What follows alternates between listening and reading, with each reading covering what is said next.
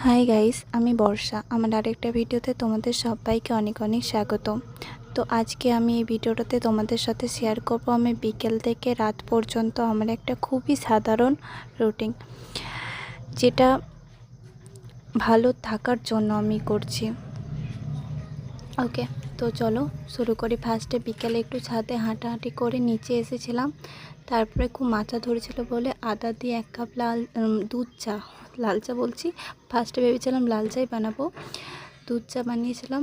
খেয়ে পরে সন্ধে দিয়ে কিছুক্ষণ পর দই খেয়ে তারপরে রাতে রান্না করতে নিচে এসেছিলাম। আজকে রাতে দেখো সমস্ত সবজি দিয়ে খিচুড়ি বানাবো, আর তার সাথে বানাবো আলু ভাজা, একটুখানি সয়াবিন ভাজা, আর আচার আর পাঁপড়। আজকে সকাল থেকে জানি না কেন মনটা অনেকটাই খারাপ আছে, আর মাথাটাও খুব ধরেছে। তো ভয়েস দিচ্ছি, এখনও প্রচণ্ড মাথায় ব্যথা করছে।